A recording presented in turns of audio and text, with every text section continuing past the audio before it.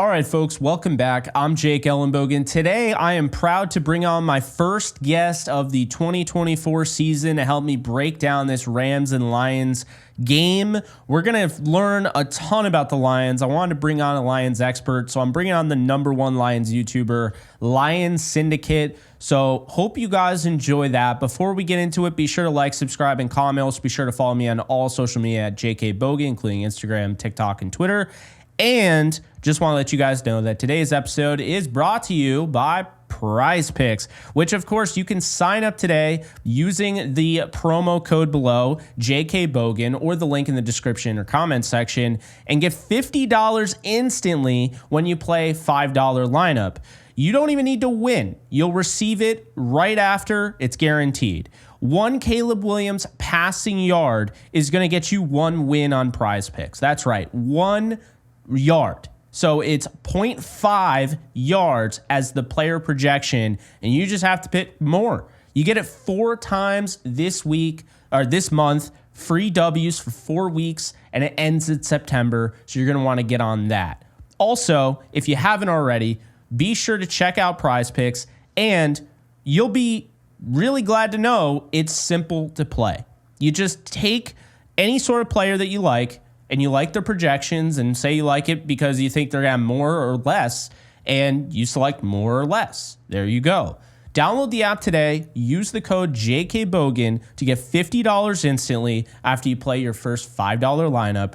Prize Picks, run your game. All right, welcome back, folks, and it is indeed welcome back because the NFL season is here. The Rams are getting their rematch that we saw in the playoffs, 24-23, their loss to the Lions. They get a rematch at Ford Field week 1, and to help break this thing down for me, I have Lions Syndicate here, who, by the way, is one of the best YouTubers by far that you could find in the football space. I don't care if it's just the Lions. This guy is knowledgeable. He's a great dude.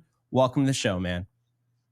Thanks, Jake. I appreciate that. Of course. Absolutely. High quality content. You got to give it a shout out, man. You got it. Because, I mean, you'll see people talking out of a tin can and holding their phone upside down. And it'll be like, yeah, look, check out my podcast. Nah, this guy's got the whole thing. Look at in the back, that insignia, man. I love it. I love it. Yeah, well, you know what, man, when I see those people out the tin cans, I think about, you know what, Derek, you had to start somewhere. So, keep it going, try to get that production value up, and maybe you can sit in this chair one day. Hey, absolutely. So I wanted to, do something different. My listeners, viewers, all that, they know me as a talker. I'm a yapper, okay? I talk a lot. But in this episode, okay, we're not calling it anything. It's not behind the enemy lines or anything like that. I'm just bringing on a Lions expert. Somebody that I know the game well, but I will never know the Lions as well as this guy knows the Lions. So let's start off, ask you some questions. We'll start off with this. Coming out of the offseason for the Lions, who are the key players that you feel can be impact players, can change their season? Is there anyone they signed this offseason or drafted where you're like, this guy's going to be a game changer? Okay, so I've got a few. On the defensive line, it would be DJ Reader. I think the offense, we pretty much stayed the same. I mean, we lost Josh Reynolds. We lost Jonah Jackson. That we'll be talking about later, perhaps. But we signed the defense is where we were really, really weak. I mean, points per game, we were abysmal. Pass defense, we were abysmal. Getting to the quarterback, we were abysmal. And we brought in DJ Reader. And if he can stay healthy, he's a guy that can change the entire season because the Detroit Lions, I believe they ranked bottom 3rd in sacks, one of the numbers I love so very much. And of course, we've got Aiden Hutchinson, but he can't do it by himself. So DJ Reader would be a guy that can change the trajectory of the season. On the back end, you have the secondary that we had to overhaul. We had Cam Sutton, Jerry Jacobs, who you guys had for a brief time. And those guys were not what we thought they were going to. We knew what Jerry was, but Cam was a huge letdown. So we take Terrion Arnold, we get Ennis Rakestraw, and we bring in Carlton Davis III to help that secondary out. And I mean, Brad Holmes went hard. It was like secondary player in the draft. He took 2 in rounds 1 and 2. He brought in Carlton Davis and actually a trade. We brought him in. So this guy, those kind of 2 players are the guys. I would put the secondary as a whole because it was just so bad, Jake, last year. But those kind of DJ Reader, Terrion Arnold, those are guys that can really change the trajectory of the season for the Detroit Lions. Yeah, absolutely. I mean, I thought picking up Terrion Arnold where they got him, I mean, that was an impressive, move there. The fact that he fell, I mean, I was a little surprised by that. But then you got one of my guys, Mekhi Wingo, in the draft. Can't believe you got him in the 6th round. I think he's going to be a stud. He may not really get a lot of playing time. You got Lee McNeil. You mentioned DJ Reader. I'm curious. You did not mention Marcus Davenport. Where are you on him? No, I didn't mention him for a reason, Jake. I'm not very high on Marcus Davenport. I mean, I was a guy that wanted if Josh Allen, I know he changed his name, Josh Allen Hines or Hines Allen, something like that. I wanted him if he became available. I wanted a guy like Daniil Hunter. I wanted a guy who could really impact the defensive line. But one thing about Brad Holmes is your general manager is like, forget them picks. This guy, Brad Holmes, he loves to bring in injured players. And Davenport is coming off a 4-game season. He got 2 sacks in those 4 games. And he's a guy that I just don't know if I believe in him because he has to stay healthy. If he stays healthy, we can see what he can do then. But until then, I'm reserved about him. So I know what he can be. And that's kind of the story of the Detroit Lions is what you can be. Our coach said not everybody can play for the Detroit Lions. No amount of talent is going to get you on this football team. And they've backed that up. We might not have the most talented guys, but they have to have a certain trait to them. And I guess Marcus Davenport has that trait. He did spend some time with Coach Campbell in New Orleans, and that could be the connection there. I believe Aaron Glenn was there as well, but I'm not very high on him because he needs to stay healthy. And we just have a lot of those guys that we've brought in throughout the years, Jake, and I got to see him stay healthy. If he does that, he has potential. Now, James Houston is a guy that I was really impressed with 2 years ago. Where are the Lions on him? Because I feel like this is a guy that had 8 sacks 2 years ago and looked like he could be that other spot, when you're talking about filling, okay, Marcus Davenport playing alongside Aiden Hutchinson. Well, I looked at a guy like James Houston who could be like an everyday starter or every week starter, but where are you on him? Okay, so my fan base knows this. I'm not very high on James Houston. Mm-hmm. I think he has one bag of tricks. And if the NFL feels out that they figure that out, then he'll be stopped. He's a shifty guy, a bendy guy. He's relatively quick. But James Houston is a guy that was hurt last year. The Detroit Lions put him on special teams. He got hurt in that week 2 matchup against the Seahawks, and he never was the same. He came back for the playoffs, but was never the same. And he was a guy, Jake, honestly, I have no sources or anything, but I feel like he was right on that bubble of not making the team. The Lions actually cut him the year they drafted him and then added him to the practice squad. So he just kind of came alive after that and took everybody by storm. So if James Houston can capture that magic of 2022, then he might be a big deal. But again, the Lions had him playing Sam linebacker, and what he does is rush the passer. So they got him to do that. They said, we're going to put you back in that zone there and let you at it. But he was a guy, man, that was very close, in my opinion, to not making this roster. So James Houston, he's got potential, but that's kind of his story, potential. So we'll see what he can do this year. Yeah, and sticking with the defense here before we get into the offense, I want to talk about the secondary because I think a lot of people are like, there's a lot of talent out there, a lot of names at least. I mean, Carlton Davis is a big name. Melifonwu is a guy that I loved in the draft. Brian Branch can play anywhere. Kirby Joseph has made a name for himself. You have Terrion Arnold, as we talked about. Vildor played quite a bit last year. Amik Robertson, I think he totally fits your defense. And, Rakestraw. But how does it look week 1? Who's going to be starting? Who's going to get the majority of the reps out of all the guys I mentioned? Okay, so the Lions just released their unofficial depth chart yesterday, and we've got Carlton Davis and Terrion Arnold on the back end. Those are guys that we kind of, because the coach said he didn't know who the defensive starters was going to be. So it's going to be those guys. Of course, DJ Reader, we might not have him against you guys. We're going to know that on Friday. So we expected to get him back week 2. But That is probably what you're going to be up against are those two guys in the secondary. Linebacker core has stayed the same. And really the only difference is, well, there's DJ Reader and then Davenport as opposed to Isaiah Buggs, Benito Jones, and maybe Romeo Okwara. So that's pretty much it's pretty much the same as it was last year or even during the playoffs. Okay. And now moving on to the offensive side of the ball, I was a little surprised that they didn't go out and get Jared Goff another weapon. I do feel like this team only keeping 4 wideouts is concerning. I know nothing about Isaiah Williams though, so I'm curious if you have any insight there, if he's like some under the radar guy, because he's one of the 4 they kept. They moved on from Josh Reynolds. So I guess the first thing is, who is this Isaiah Williams guy? Should anybody be concerned with him in any sort of way, or is he just a guy? Okay, so Isaiah, I got to kind of eat crow on this one. When Isaiah, he went undrafted out of Illinois. I believe he spent some time with Kirby Joseph.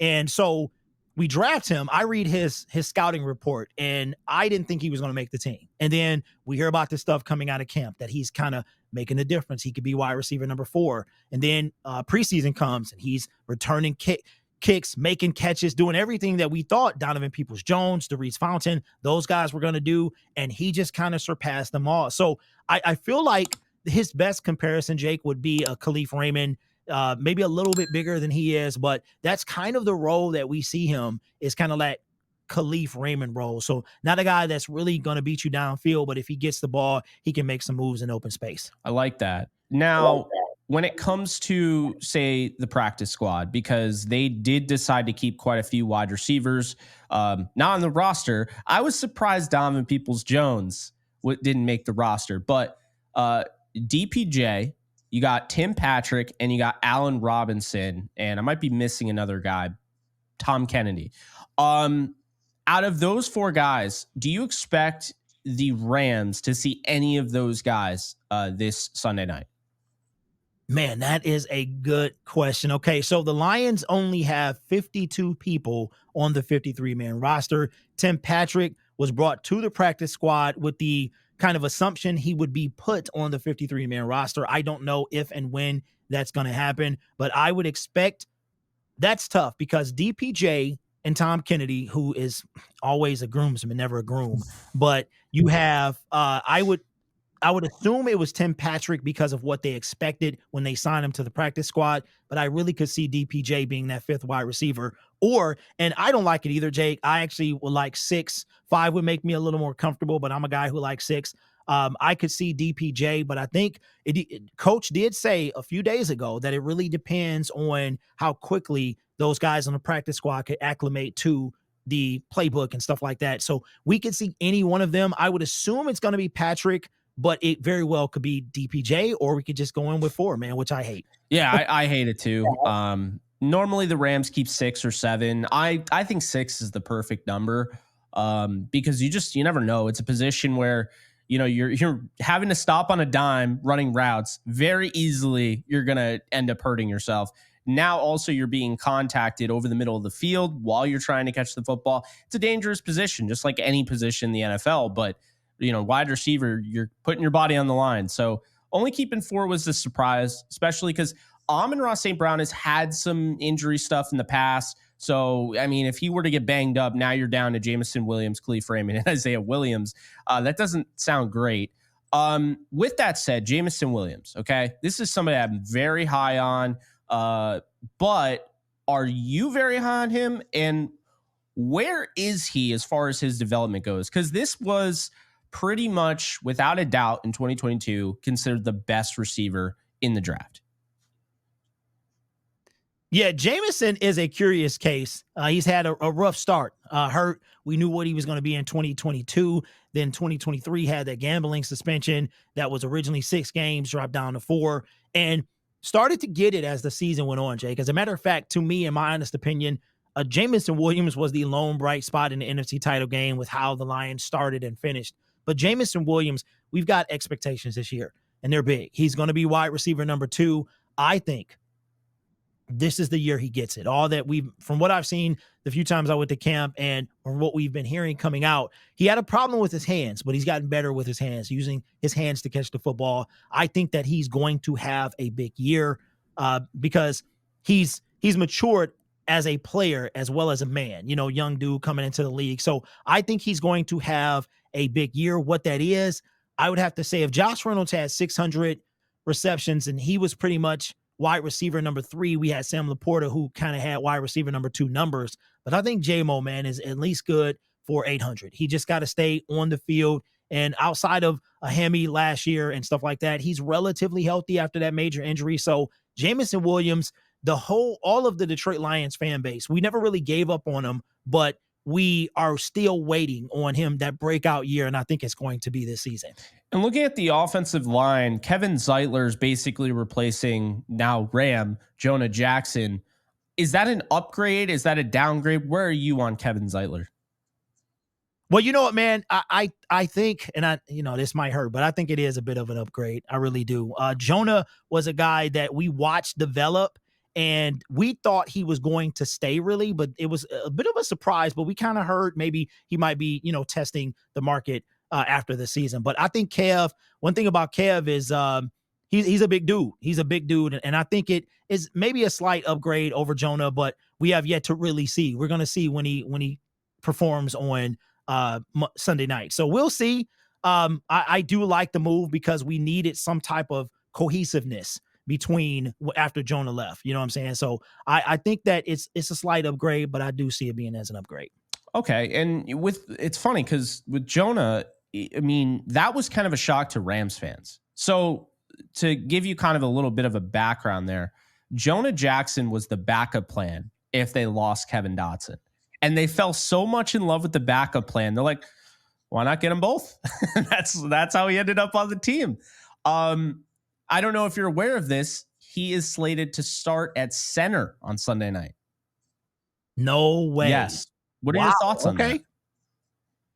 I don't know, man. I don't know. No idea what to make of it. I mean, he didn't really do that here. He didn't really. I know he said that he was kind of, I don't know if this was a like shaded golf, but he was just talking about like he was looking forward to playing with Stafford. Like that was one of the things that was like, you know what, I want to go play with Stafford again. And it's a big connection there with those guys, but I really don't know. That's going to be something definitely new on our side. So I don't know. Yeah, trust me, it was very new on our side as well. Finding out 10 days before the game that he's going to play center. And apparently they had been working at it over the last, few days or whatever. I do think it has more to do with the fact that left tackle Alec Jackson is suspended. So it's going to be Joe Noteboom at left tackle. And potentially Rob Havenstein might not play. So potentially both starting tackles don't play. But yeah, I thought it was interesting. Felt like I would bring that up because I wasn't sure if he knew anything about that. I went back at his history. He hasn't played center like considerably. And he said recently he felt more natural at center. So that was something. But he hasn't really played center since, I think it was Nebraska, whatever college he was at before he transferred to Ohio State. Rutgers, it might have been. That is the last time he like legitimately played center. He had a few snaps for the Lions, but like 24, right? So surprising there. Now, the run game. Because I think a lot of people, first off, were a little shocked. The Lions totally abandoned the run because they were running down the Rams' throat in that game. Totally. Like, just could not stop them. Do you expect them to do the same? Is this going to be more of a pass-happy attack against this Rams defense? Really kind of, go after the linebackers. Jared Goff throws 55% of his passes over the middle. So, obviously Ernest Jones is gone. You look at the linebackers, Troy Reeder, Christian Roseboom. Do you think that'll influence the game as to be more of a pass-heavy game, or do you think it'll be balanced, or do you think they'll run first? How do you see that?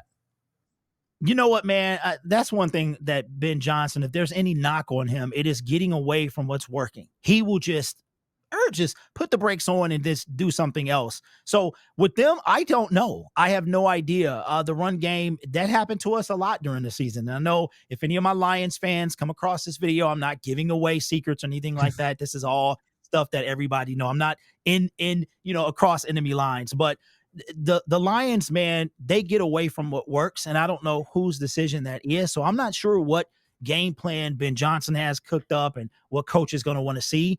But I hope that that's one thing they do adjust this year is the getting away from what works. I mean, you can throw in a play here, throw in a play there, but they'll get settled and then they'll just make a left turn. Like, what are we doing? So that's going to be interesting to see how that works out. But I'm more curious, can we stop Puka Nacua? Can we stop those guys? How much has our secondary really improved along with the addition of DJ Reader and Marcus Davenport? Because we know firsthand what Stafford can do. And it's like he did it to us last year. And, for one reason or another, we wind up, I don't know why you guys didn't really go for it. When it was at the end of the game, I'm like, here we go. So, I don't know. But they definitely, hopefully they don't get away from what's working. Unless you guys pick up on it, you can stop it. Then we alter. But that's one thing I want them to really not change or change this year is stopping. They'll just stop, bro. They'll just, if something is working, we're doing just like with the NFC title game, because that's where I thought you were going. This is working, and then we're just going to do this. We're going to abandon what was working and do something else. So hopefully Ben corrects that, man, because we're going to need all hands on deck if we want to actually make a push toward the Super Bowl. No, I agree. And I mean, I have a lot of respect for this team. I know the fans hate me, but I got a lot of respect for the Lions. I think they're a really good football team. My own fan base hates I me know. on Twitter. we talked about that. But no, I think they have a really good roster. I think my concern from a football fan, like just scrape away the Rams fan in me, from a football fan perspective, I don't know how much better they got from last year. I do feel like now they have a target on their back. They made a lot of noise, and unfortunately this will sting, but they made a lot of noise and didn't win the championship. I know this because the Rams did this in 2018.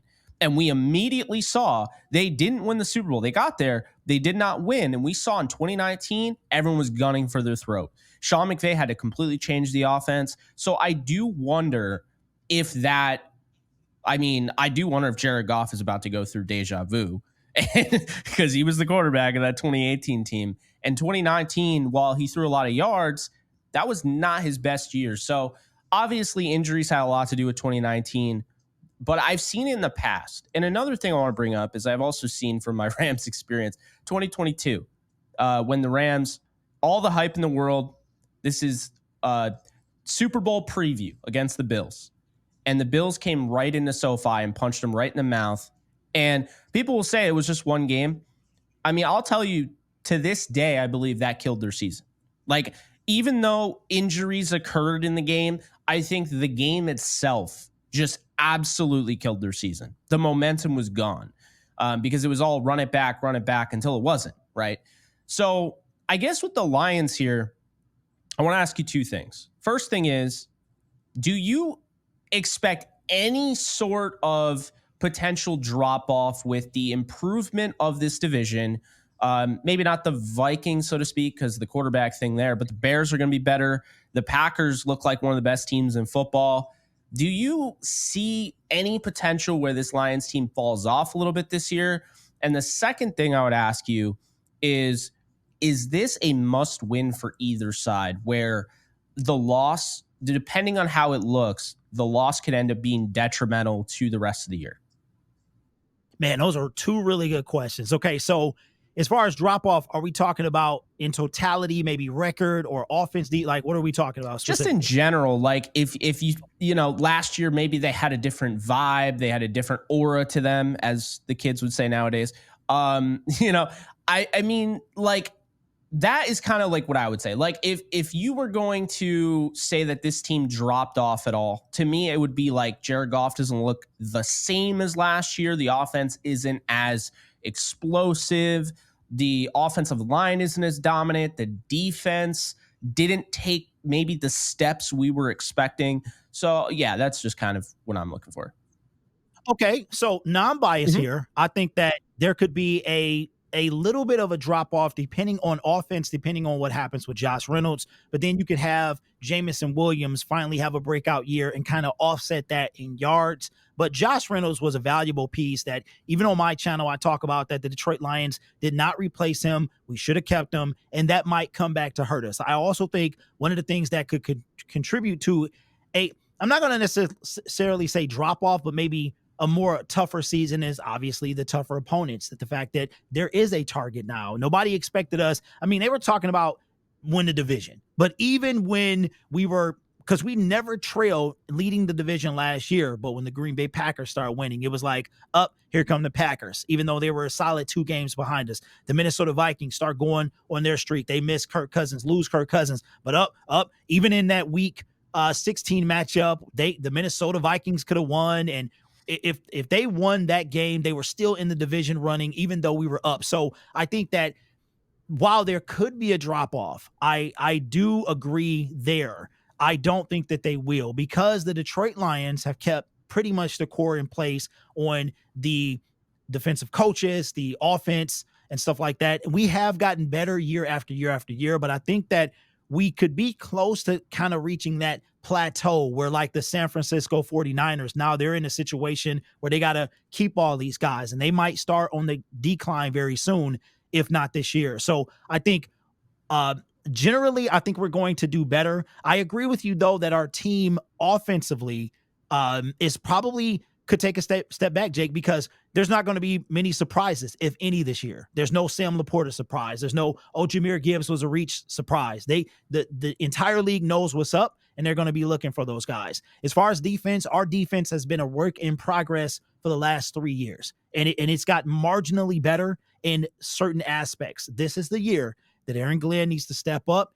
We got a solid secondary, assuming those guys stay healthy, that we got to make a massive leap, man. If you look at the people that make a run, like you guys in 2021, when you went on your Super Bowl run, your defense was what, top 3, somewhere around there, right? So we got to have a decent defense in order to go the distance. And that's what let us down in that NFC title game. They can put it on Josh Reynolds. That's not what happened. The defense let us down as a whole. You don't blow a 17-point lead and blame it on the offense. Okay. So I think there could be a step back, but I think that for the most, I think we still see some progress, man. I see us finishing. I actually see us with I don't know if we're going to do records, but I'll just throw mine out there. I see us 14-3 is the ceiling, with 11-6 with a really, really low floor. So that's what I'm thinking this year. So it's actually kind of funny because I had the exact thing for the Rams. I think 14-3 I actually think they hit their ceiling this year. I'm very high on this team. And I know people will call me biased, but I look at it like this.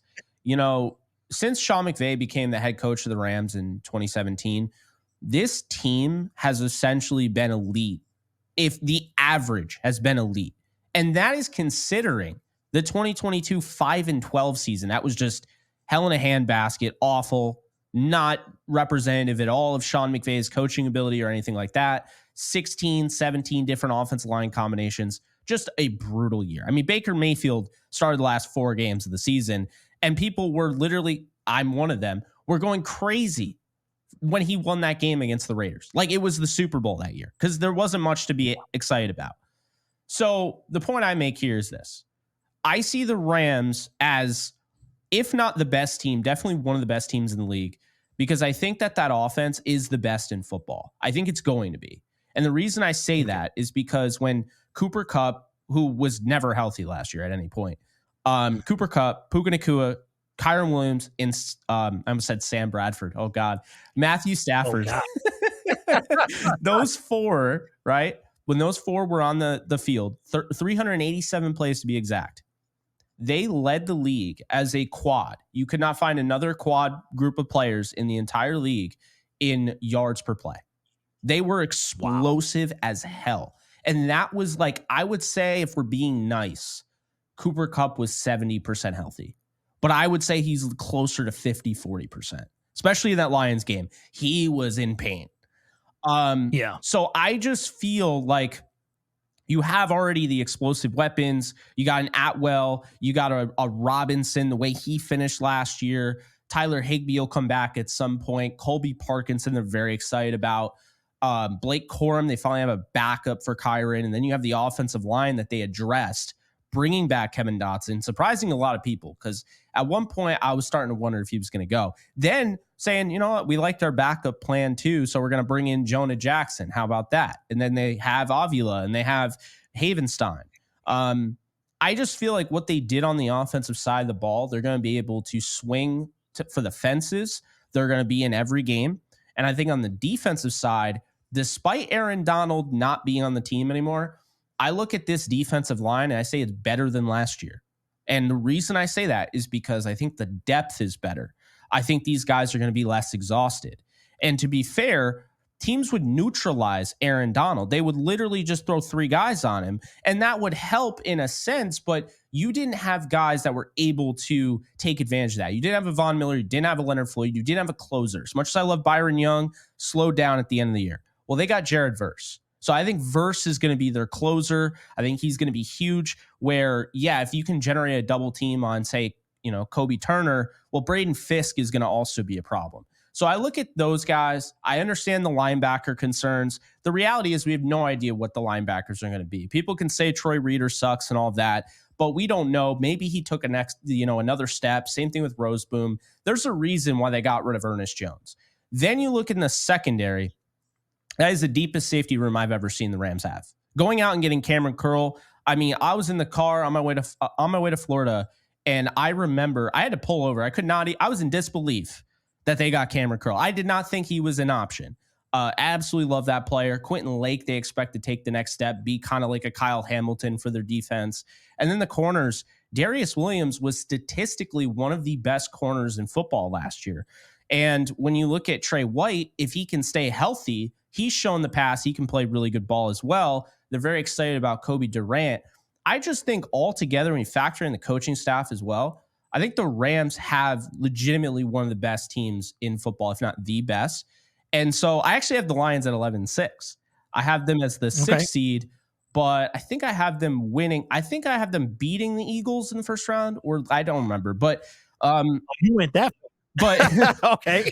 But yeah, like I think that the Lions are definitely going to make the playoffs. I just think that the AFC is going to beat the shit out of each other, right? So you might not see a 13-win team in the AFC.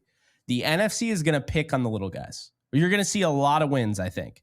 You're going to see maybe 8 teams, maybe 9 teams with double digits, because I think the bottom of the NFC is that bad. Yeah, I agree. So I want to wrap this up. I really appreciate you taking the time, because I know you're busy as hell, and it's going to be wild for you as a content creator the rest of, the year, because your fan base gets into it. But to wrap this thing up, and I mean, we talked about it a little bit, but where are you on the Rams this year? Because I'm not asking you about in this game. To be fair, there are Rams fans that don't even know who's going to start in this game. That's just the reality of it. Yeah. There's a lot of question marks. As far as from afar, do you see the Rams as a team that can win the Super Bowl this year? Do you see them as kind of a team that's going to basically copy and paste last year, be a 10-7 ball club? How do you feel about this team going into 2024? Man, you know what, bro? And I got to be completely honest. I have no idea. I do not know. I know in 2022, you had like the Super Bowl hangover. It seems like everyone has that, unless you're the Chiefs. Yeah. Seems like everybody has it, right? So then last year, it was this thing where y'all started slow. And one thing that we know is that as long as number 9 is back there, that number 9, then you guys have a chance. And he was like that for us. That thing we know. As a matter of fact, back in 2022, when Baker was playing, it was like it was some rumors floating around that dude could come back the last game of the season. We needed y'all to win. We needed to beat the Packers. And I just thought that maybe he would come back and play. And that was probably the last time and the only time I've ever seen myself kind of like, okay, let's see what Stafford is going to do. But I honestly don't know, man, but I do know this is with the team that you guys have, the coach that you have, and the quarterback that you have, that you can never really be counted out. I do see, because I saw that happen last year. And what was it, 3-6, like somewhere around there? And then you go on this push. Reminded us a lot of the Lions the year before, making that push, starting 1-6, and then pushing it to the end. The difference is you guys got in not only the 7th seed, but the 6th seed. And I mean, 1 point difference, man. Then we're going home, and you guys are going to the second round. So I don't know, but I will say this, Jake. I could see a rematch. I could see it somewhere down the line in January that there's a rematch where you guys would have to come, or will we go to you, you come to us? I don't know. So I can't say I'm up on the Rams like that, but I could definitely see some type of rematch in the future this year after this game here. I like it. Any last thoughts? Anything that you're working on that you want my viewers to check out? Man, not really, man. I just appreciate the, one thing I like about it's like a love-hate thing with football is a lot of times how we feel about our team and some people goes beyond the game, and which is just stupid to me. People can be, they have different fan bases and it stops there, right? So I just appreciate you inviting me on a platform as a creator who gets bashed by his own fan base. I'm sure that you have dealt with that in some regard, right? And I appreciate the fact that we can be grown men, cordial, and realize that this is about our teams, not about real life. And we can have a civilized conversation, even though both of us can be extremely biased. You got the Rams, I got the Lions. Why not? Why would you not have your own team, right? So, but we can have a real legit conversation without any type of aggression and stuff like that, man. I do appreciate that because in this day and age, man, you can't really have it. You know what I mean? So I appreciate you inviting me on. And only reason I want to let my people know, only reason he didn't come on to my channel is because y'all don't care. Otherwise, I would have had him on my channel. But Lions fans, they make their intent very clear, and they care about their team and their team alone. So we've tried it before. So I was more than happy to come on Jake's channel because you guys don't care. So I appreciate you inviting me on, man. Absolutely. I'm glad we did that. I know you let me know ahead of time. You're like, hey, it's nothing against you. It's just they do not care. They're the Mike Tomlin meal, the meme, we do not care. We do not care. But no, I really do appreciate you. I view you as a friend and, a real peer, somebody that I think puts in the work and, deserves more praise for it. And I think that I have a lot of NFL fans on this channel that follow this channel. So if you guys are trying to, throughout the year, learn more about the Lions and be, up to date, this guy has you covered. I'm just saying. I'm gonna do that for sure. Yeah, I'm just saying. But hey, appreciate you. Let me say this. I want to say this, man, to all the young people watching your fan base as well, is that a lot of people don't believe that they can do what you're doing. I mean, I'm kind of old school. I'll be 45 this year, man. I know you're a young man, but I like the example that you're setting for people who you might get the occasional, well, you're doing YouTube, right? Or you're doing that, but you are a example of, being able to do that at the age that you are. I'm kind of on the end of that spectrum, at 45, man. I don't know how long I got left, but I tell you what I knew about this platform 10 years ago, then I don't know where I'd be right now, but it'd be a lot further than I am now, man. So keep setting the good example, keep putting in that work, man. And you can show these people coming up after us that there's a future in this type of stuff, man. This independent media that you can be in control of yourself. And I think you're doing a great job. Lions fans, don't at me. Jake is a good guy.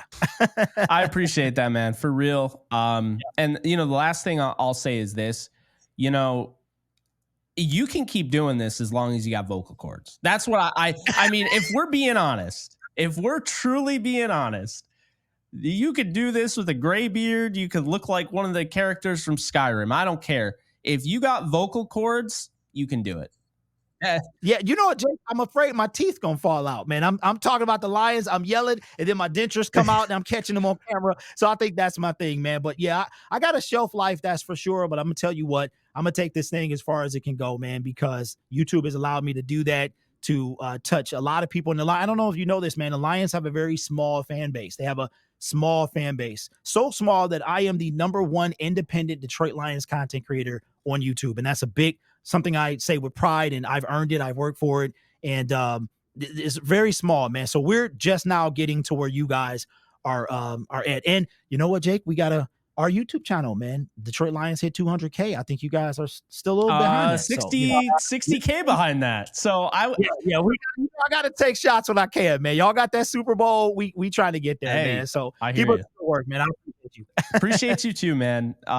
No, it's really cool. I mean, I'm kind of in the same boat. I do think the Rams fan base has been somewhat fractured because St. Louis and Cleveland, obviously Cleveland was years ago, right? But Yeah. being in 3 different locations is definitely, I would say, hurt the growth of the fan base, but it is recovering since Sean McVay became the head coach, and the same old sorry ass Rams are gone. So I didn't even know that was a thing. That's crazy. yeah. Oh yeah. It was like what, 15 and 65 that stretch. It was tough times. Watching that in upstate New York too. But anyway, man, appreciate you. Don't want to keep you any longer than I have to, but appreciate you and appreciate you guys for tuning in. Be sure to like, subscribe, and comment. Also be sure to subscribe to Lion Syndicate. I understand you might not like the Lions, but this guy's a good dude. You could just listen to him talk all day. So that's going to do it for us. Appreciate you, and we'll see you guys soon. Do you love talking about the Rams, the NFL, or just want to be a part of a community? Join my free Discord server today. We're over 800 members. We got 24/7 live chat, a level 3 boosted server, the ability to call into JE Live, playing online games with us on Kick streams, toggleable alerts for when I go live on YouTube or Kick so you don't miss a live stream, and exclusive giveaways. Click the link in the description, the comments section, or the link that comes up in the video to learn more and join today.